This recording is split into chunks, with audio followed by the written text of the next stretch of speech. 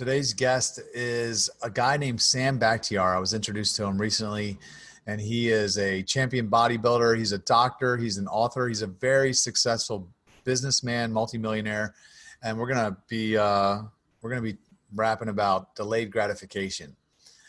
But before we get into it, I want to tell you a little bit about this coaching program that I've launched recently called Unleash the Best You. And it really was designed from all the different coaching programs that I went through over the last several years as I was on a quest to really become the best version of myself and really reinvent myself. 9 years ago, I was a washed up nightclub promoter with an alcohol and a drug problem. I was dating an ex-stripper and life was just a mess. I would wake up in the morning and I really, that was probably the worst time of day for me because I woke up to the fact of the reality that I created for myself and I didn't like it. And I wanted to make a difference and I wanted to make changes and I really just wasn't sure what to do and how to go about it. So I started meeting with coaches not long after that. And through the exercises that I learned, I was really able to, just transform my entire life. And now I wake up very excited about the things I get to do with my life. It's far bigger and better than anything I could have ever imagined for myself. And it just continues to get better. And, I've written some great two best-selling books, and I've started a great nonprofit that I'm very passionate about. I've actually traveled around speaking, have this podcast, and I just want to help others make the changes that I made. So if you're out there and you want to make significant changes to your life, if you're a man or a woman, but if you're a female specifically and you want to become that Proverbs 31 woman that the word talks about, she was a hustler and you need to know exactly what to hustle on. And I can help you figure that out and I can help you set your life up in such a way that you actually are able to accomplish the things that you identify that you want most. So anyway, you can go to unleashthebest.com to learn more about it. I'll put a link in the show notes for you. And also you can check out CityFam. And that is the nonprofit that I just mentioned that I started. And it really is about helping people find a tribe to do life with as they become the best version of themselves. So as you go out after your purpose and you start pursuing your God-given vision, you need people around you, things to do and people to do them with, because it's impossible to become the best version of yourself by yourself. You need to have a tribe and you need to have social options for fun things to do so you don't go back to doing the wrong thing. And you need to be giving back of yourself, serving in your community and serving each other. And that's really what CityFam is all about. So you can check that out at cityfam.com. You can join the fam. It's completely free. And if you're serious about bringing CityFam to wherever you're from, you can actually just send me an email, rob@cityfam.com, include your location, and I'll make sure that your information gets passed on to the right person, and we will do our best to connect you with other people in your area that want the same thing. So without further ado, let's get into actually one last thing. If you enjoy this podcast, make sure you hit the subscribe button, leave me a short 1 or 2 sentence review, and make it a 5-star review if you don't mind. It helps other people find it. And yeah. So without further ado, let's talk to Sam Bakhtiar.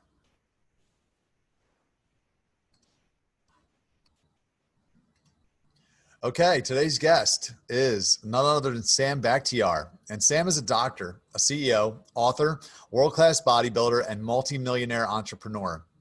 After surviving a series of bombings and near-death experiences, Sam Bakhtiar left his home country of Iran as a skinny 11-year-old refugee with his single mother in 1985.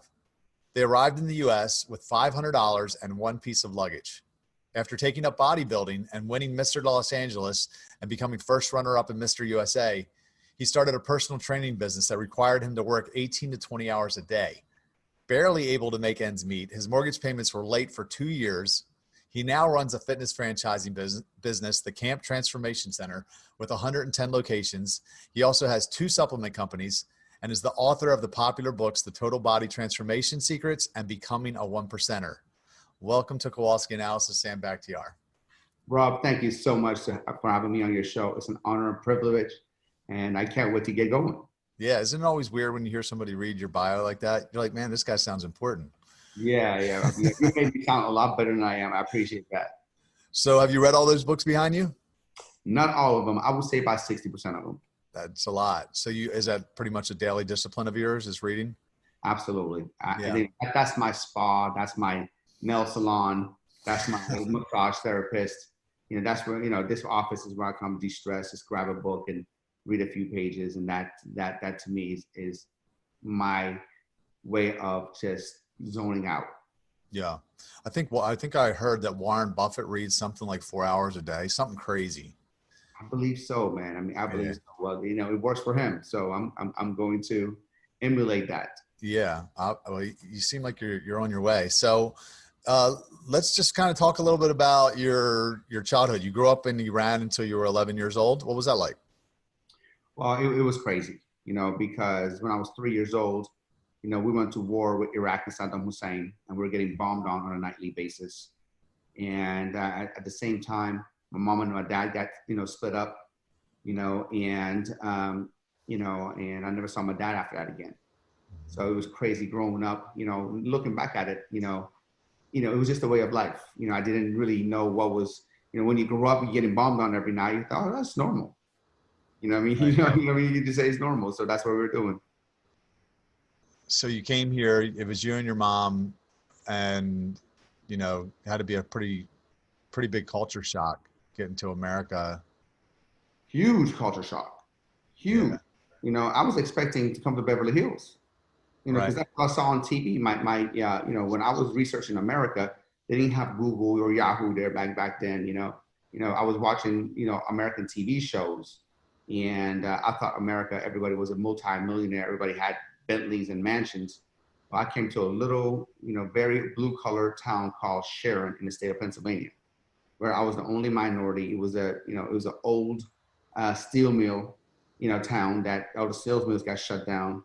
It was depressed, and in 1985, there was the middle of crack cocaine epidemic. Wow. In which my uncle, the only relative we had in the U.S., had a convenience store in the worst part of the neighborhoods.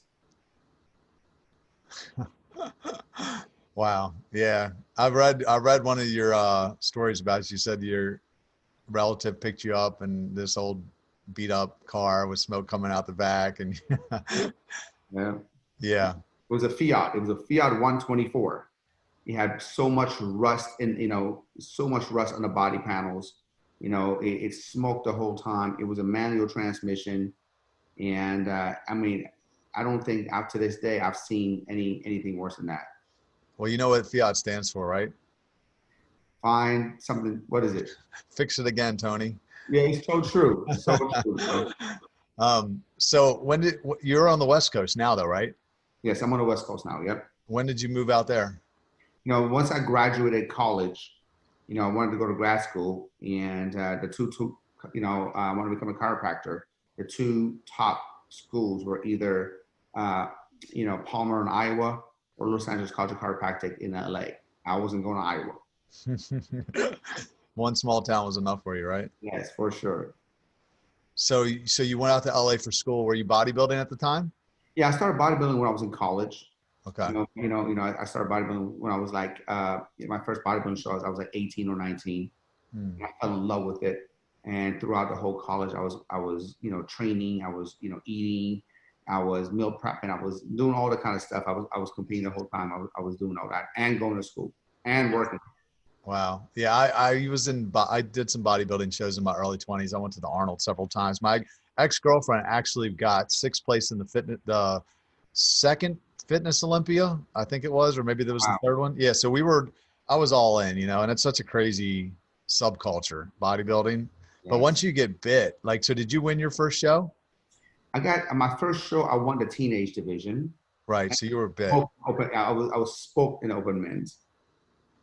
Yeah. Well, if you win, that's what I tell people. The best thing that could happen to you is you lose because I got fifth place out of 8 guys in my first show. And I had this big cycle saved up that I was going to do. I thought, I would look at the magazines and I was like, I'm going to be a pro, And then you see a pro and you're like, holy shit. Holy shit! Guys I are don't know if great. I can do that. Yeah. Yeah. I saw Dorian Yates in person at the Maryland, and he was on an off season, and he looked like a baby elephant.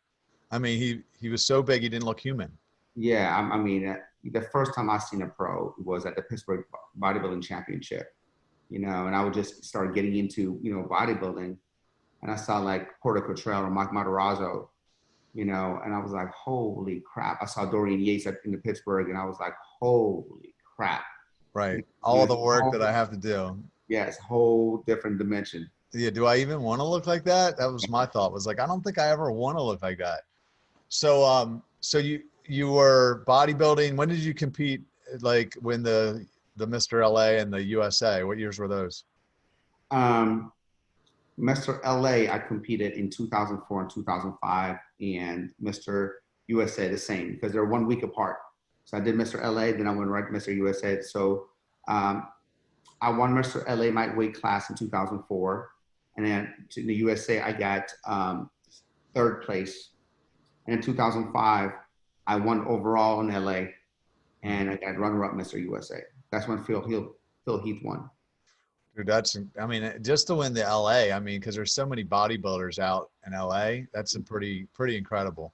Yeah. So, and you were married at the time? Yes. Yep. Okay. Is your wife in the business? Was she competing too, or no?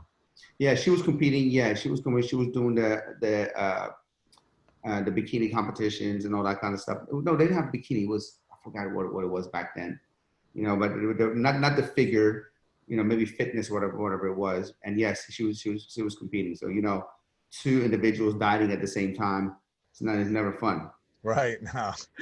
It's actually it's kind of a selfish sport when you look back on it, because it's all about you and how you look.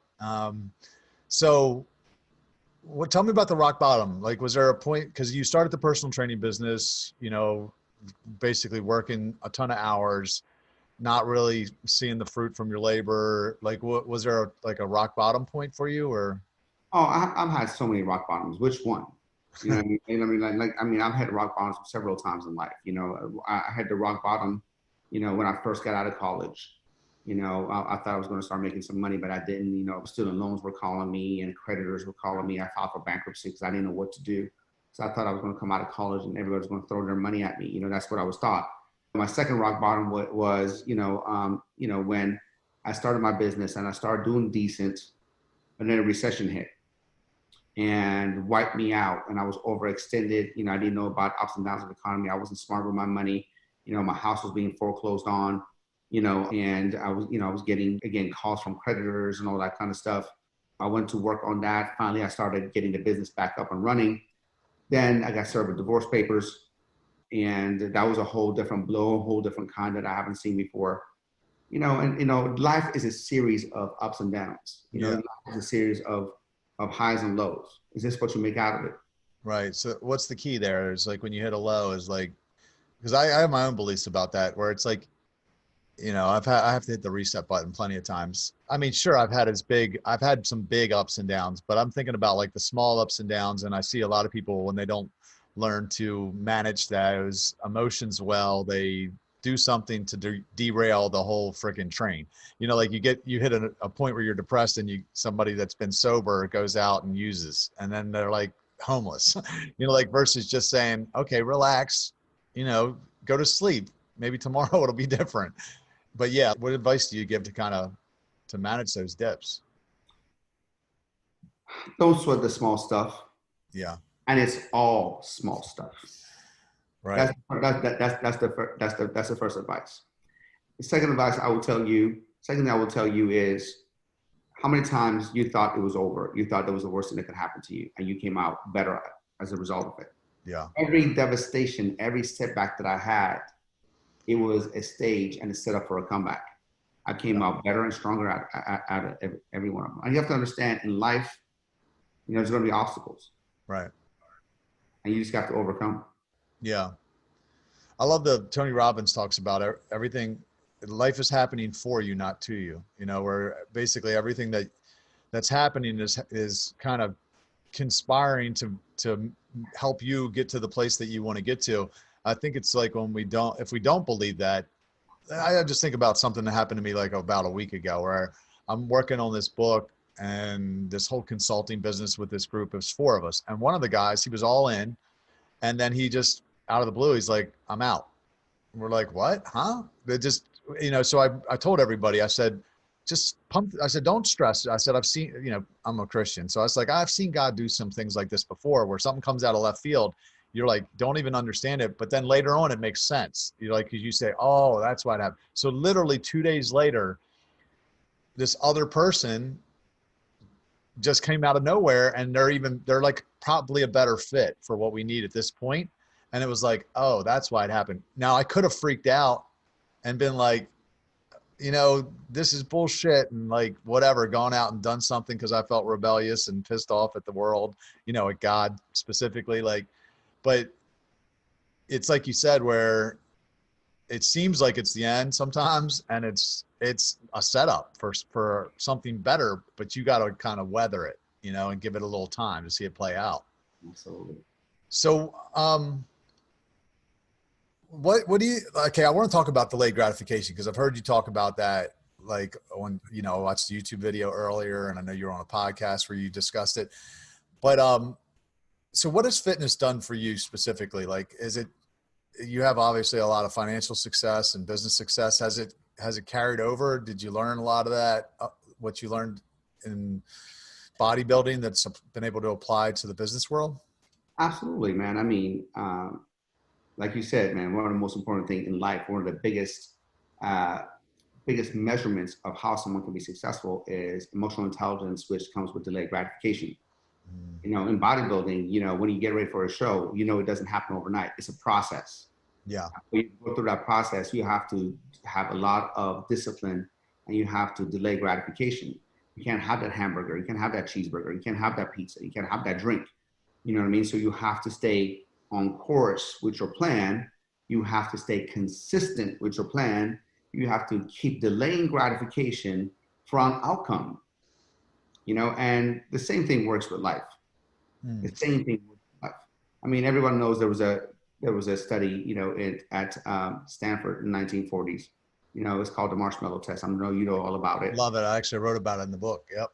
Yeah, and the marshmallow test basically was when they tested a bunch of kids and they give them a marshmallow. Said for every marshmallow you don't eat, you get another one, and then they saw which kids eat it, which kids didn't.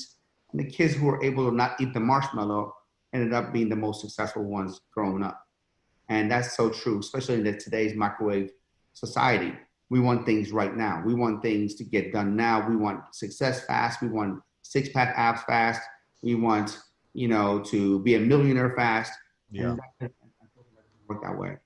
Yeah, I love it. Oh, man. I wrote a book, I think I told you about it, called Why Waiting Works. And it's really about practicality of waiting to have sex. And, people argue it all the time with me and they're like, no, that's bullshit and whatever. I'm like, look, there's a principle that you cannot deny that exists in the world. It's called delayed gratification. People recognize it being true in almost every area of life. They don't want to recognize it in the area of sex. They go, no, it's not true in that. No, it's true in everything. There's nothing that's not true in. I can't think of one thing where instant gratification will give you long-term happiness. I don't think there is one. I wish I would have done that when I was growing up. And I'm going to preach that to my children. Yeah. I think there's a lot to be said, man. I mean, look, anybody can have sex. I mean, anybody, but unfortunately, like we were grown up, as guys. Yeah, man, the more ladies you get, you're a ladies man, and this, your desire and all that kind of stuff. Anybody can get laid. Yeah.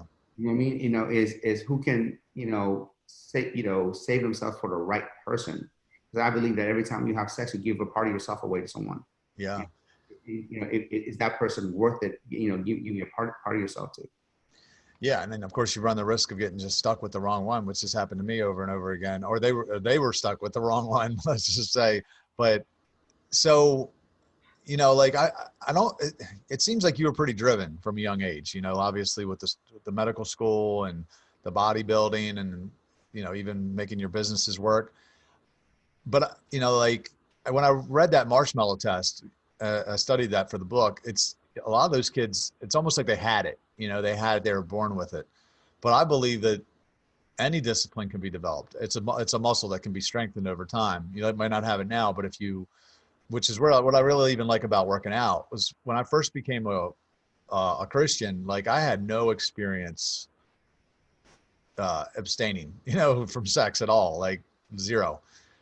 But I did understand the principle of delayed gratification, and I was like, man, you know, like you don't see much of the purity in the bodybuilding world. But those people definitely understand delayed gratification. They do. They do it all the time. They go to the gym, they eat healthy, they do cardio on an empty stomach. I mean, you put yourself through some grueling shit when you do a bodybuilding show. So the principle is there, and I just feel like more people understood it. You know, maybe they'd be more prone to do it, but like I'm trying to think where I was even going with that. um, so do you believe that it's something that can be developed over time, or is something that you're born with? No, I think you definitely, certainly, some people are more motivated, some people are more driven, you know, from the get-go genetically. Yeah. But I also believe that you can develop them over time. So I know some people are just, they're okay just to have a 9 to 5. Yeah. They're okay, they're okay just being comfortable, and some people will just want better for themselves. But if you have the desire and you're willing to work that discipline muscle or the delayed gratification muscle, anybody can develop it. I know none of us, grew up, woke up and say, yeah, you know what? I want pain. I want discomfort. I want, we all want to sit on the couch and eat pizza and hamburgers and have six-pack abs and have millions of dollars if we could have, but it doesn't work that way. Yeah. No, it's so good. I tell people that all the time.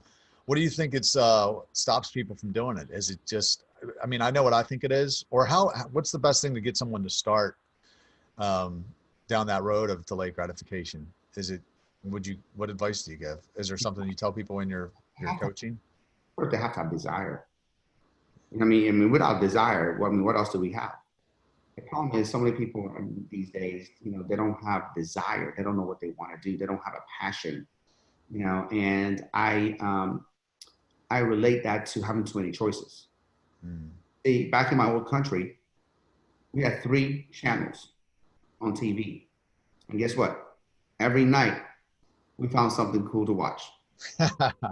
Right, exactly. Netflix, Hulu, Disney Plus, The Zone, all the cable, HBO, Cinemax. We have 5,000 channels and we can't find nothing to watch anymore if you wanted to. So sometimes you have too many choices, then the desire goes away because a confused mind can't make a decision. Yeah. No, I think you hit the nail on the head when you said people don't know what they want to do. And for me, what really started me down this road was when I started meeting with a life coach, and she helped me put together a vision statement for my life. And I was able to see clearly what I wanted to do with my life. Then I was willing to stop doing certain things. I'm even now, like I get up at 4:30 in the morning, just about every morning I go to the gym because I have a clear vision for my life and I need to be in the office by 7 o'clock in order to spend some time when nobody else is here to kind of, see that needle move forward.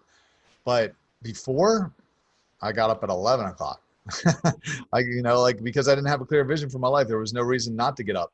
So it's almost like even when you do bodybuilding, you have to see a picture of somebody and go, okay, I could look like that maybe if I get up and do all this crazy stuff, eat chicken breast and brown rice and broccoli and all this stuff. But you have to first kind of identify where you going. And I think too many people don't even know like what they want to do with their life, like you mentioned. So how do you tell people to figure that out? Do you coach people on how to find their purpose or your total transformation or camp transformation? I mean, absolutely, 100%. What's those steps that you take them through? Is it like talking to somebody, or how do they identify it? Oh, you gotta sit down and see, you gotta figure out what would you do for free. You know what I mean? You gotta ask yourself, what would you do for free all day if you had all the money in the world? What is your passion about? Guess what? If I get $100 million check tomorrow, guess what I'm gonna do tomorrow morning? I'm still going to the gym. I'm still going to play around with the cars. I'm still going to do the same thing because I'm living my life the way I want to live my life. Right. Yeah, that is it, really. There's something, I actually launched a course a few months ago, and I take people through a 6-week process of all these different exercises. And one of them is something called your Icky Guy. Have you ever heard of that? It's basically like, what are you good at? What do you enjoy? What can you get paid for? And what does the world need? Yeah, You kind of ask yourself basically, and right in the middle of those 4 circles is your purpose. so true. Very, very well done. Yeah.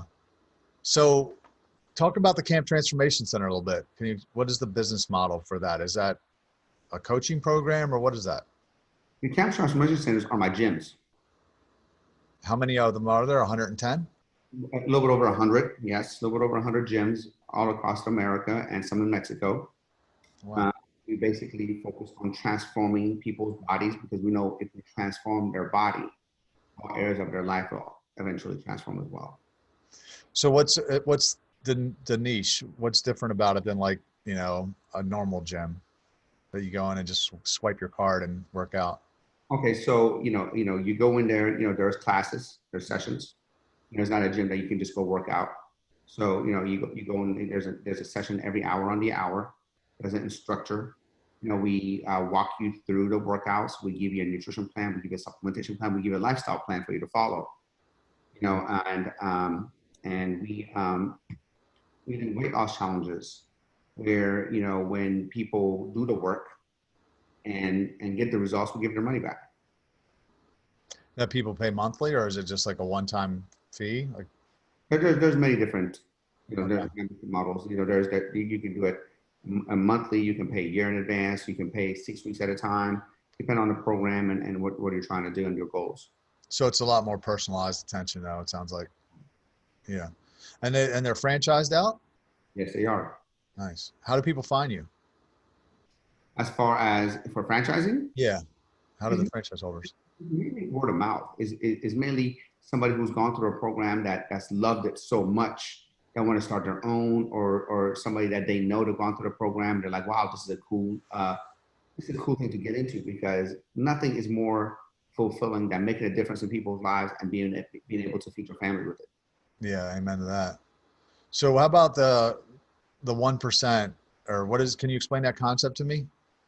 So when I first launched 1%, it was a lot of bad annotations about it because, usually people say 1%, oh man, the guy's talking about how much money he has and all, so when I first launched 1%, people thought I was talking about money, or hey, just because you have a lot of money or you have 6-pack ab, you're better than us. And it has nothing to do with that. My definition of 1% is different.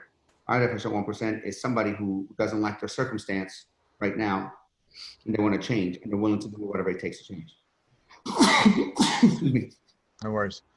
God bless you. So is it, okay, I know you got the supplements are called the 1%, right? And then you got the podcast, but what else is the 1%? What does it entail? So we have the supplements, we have the podcast, and we have the coaching. Coaching. Online coaching, people who want to become a 1%er, people who want to change, people who are willing to take the next level. That's the 1%. Now the coaches, are they fitness buffs, or who are they? Are they people that have just made a lot of money also, or a combination of both? Or which coaches? The people. So when they go through the 1%er coaching program, who's helping them through it? Is it like you are? Oh, you are personally. Yeah. Okay. Where can people find that? Oh, you can just go, if you're interested, just go to my Instagram, message me, CEO, or, just reach out to me on my community number, 909-200-4015. You can text me there. Okay. And I'll send you all the details. I'll put those in the show notes. So the books, you wrote 2 books. I wanted to ask you about the Total Body Transformation Secrets. Yeah.